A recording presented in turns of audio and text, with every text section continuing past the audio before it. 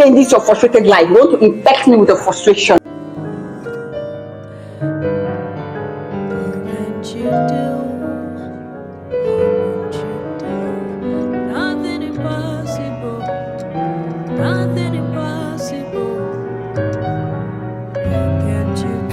Hi guys, it's OG and it's Deepdown, a program where we share and discuss people's life experiences in their various relationships with others. So whatever that is bothering you, that your regrettable story, share it, write us, and we will help you talk about it. Life is full of ups and downs. This is according to IJ. IJ is writing all the way from Abuja. I don't know what to make of my story, but thank God I'm able to write it at this very moment, just because I am stronger. If I remember what happened to me previous years, I regretted ever getting myself entangled. Deep down, have you ever had your dream wedding turn into a mess? Have you ever imagined like, oh, the next day I'm going to become a Mrs. But to your greatest surprise, it didn't happen. My happiness was broken. You've imagined everything, how you're going to dress, how you're going to come out majestically with the music, and actually marrying the man of your dream. And within a twinkle of an eye, everything turned into a mess. It never happened. You never witnessed it.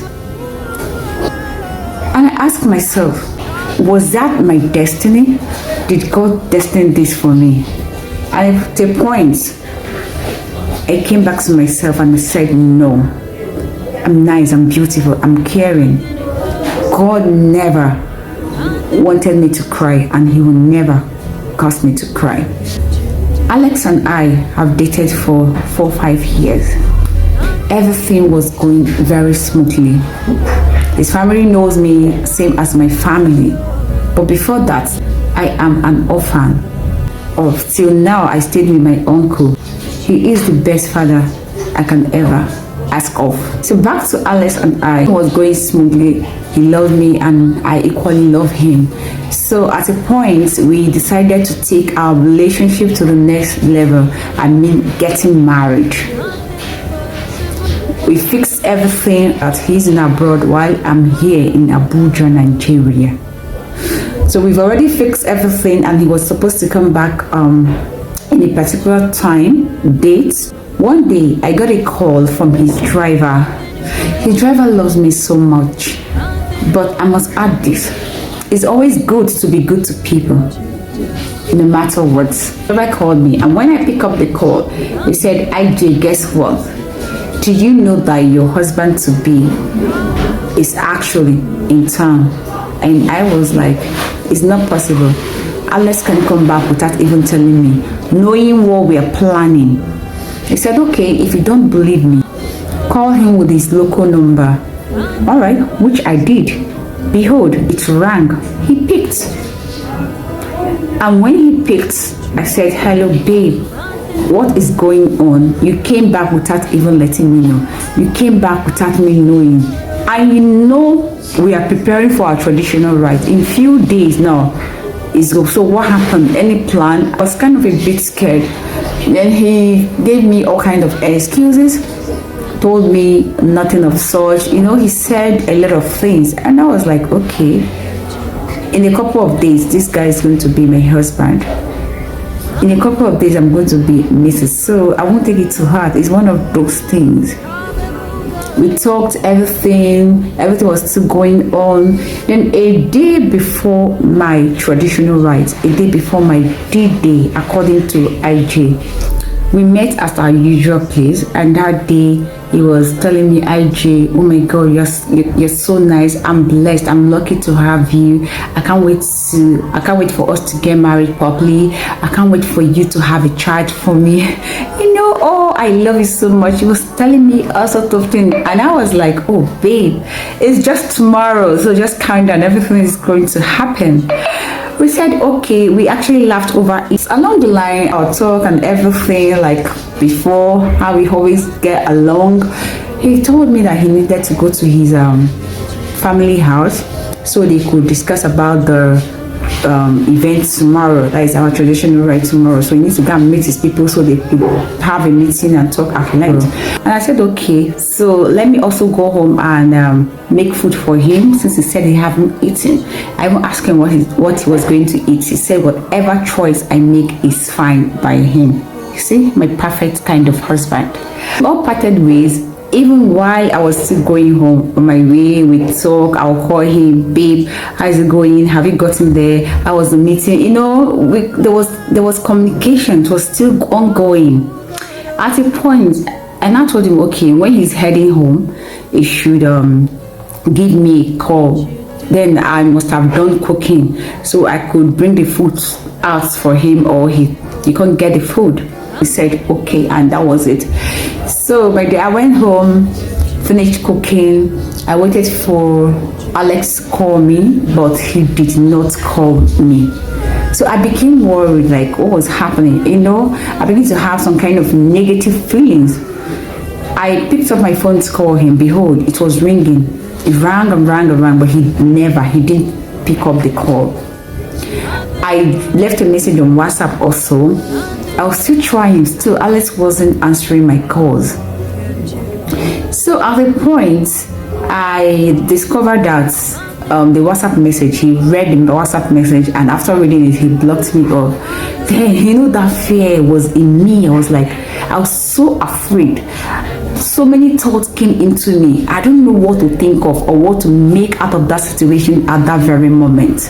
I called him again. Behold, he blocked me on a normal call, meaning I can't even get through to him. What is happening? It's just a night to my traditional rights. So what could be the problem? Who have I offended? I went to my aunt and I told her, see what's happening. She was like, okay, I should calm down. Probably just a minor thing. She picked up her phone to call Alex. Alex didn't know that very number, because it was a new number. He didn't know that very number. So he picked. But once he heard my aunt's voice, he hung up the call and blocked that line off. And I was like, I don't know. I was trying. I was looking for all numbers to make sure I get to this guy. Remember, it's a night to my day, a night to my traditional right, to my traditional marriage, a night to the day that I'm going to become, I was supposed to become a missus. You know, so people everywhere, there's music, people cooking, you know, everywhere was bubbling. Right, they don't even know what was happening at the back end. I called the driver. When I called the driver, I narrated everything. I was like, I don't know what is happening. So the only thing he said to me, the driver said, IJ, listen to me. The only thing I can tell you now is for you to be prayerful. Keep praying. And I was like, yes, Miss Ima, I do pray. I'm praying. Tell me, what is it? Is there anything that I need to know? He said, okay, stay calm, all right? Hold yourself together. As we speak now, your husband to be, Alex, is in a so hotel with your best friend. Alex is in a so hotel with your best friend. Wow. Blessing was my best friend, not just my best friend. She was also my colleague. So sometime when Alex would call me from abroad and he couldn't get to me, Blessing would be the next person he would call to get through to me and ask of my whereabouts. Imagine that. I called my friend, you know, asking her of her whereabouts, that I needed to see her for us to talk, like very important. She said, she told me she was going out, she didn't know when she's going to be back, blah, blah, blah, blah. And I said, okay, wherever you are, just send me the address, let me come and meet you. It's very important, and I don't have anything I'm doing, because I wanted to get to the end. I said, okay, anywhere you are, send it, let me, you know, we talk, argue. She said no, she doesn't even know if she's going to come back that night, that I shouldn't worry, that once she's back in the morning, she's going to come for me, she's going to call me, not even she's going to come to my DD, just that she's going to call me. That was what she said. I didn't say anything. So I was just looking for numbers to so I could even communicate with Alex. Let me even hear from him. So you can imagine the pain. Finally, I got a number. Then it was very late, and I called him with another number. Behold, he picked, he answered. I pretend like nothing was happening, or I knew nothing. I was like, babe, what is going on? You blocked me. What? Explain. Is it some kind of prank or something? And the next thing he said, Ijeoma, let me tell you something. You're a good person. You're beautiful. You're caring. Every man would want to have you as their wife. But I'm sorry. It's over between us. It's over. I've moved on. I pray God will give you someone who will take care of you and treat you as the queen you are. That was what this guy said to me. He said, I'm sorry for everything. You know, before I could even say Jack, he hung up the phone and blocked that same number. I stood there. I don't know what was happening. It was as if there were stars all over my eyes. It was as if the ground should open up so I could jump in. The only thing I was thinking about, oh, the shame, the disgrace. Look at all these people here. How do I want to skip or start explaining to them? I didn't know what to think of. I was like, could it be my friends doing? Could this be forces? Could it be probably that is what God wanted? A lot of things, you know, kept pumping into my head. I didn't say anything. The only thing I could remember was Jesus. I shouted. And I saw people around me trying to, Ijeoma, what's happening? Talk to us. Are you okay? This.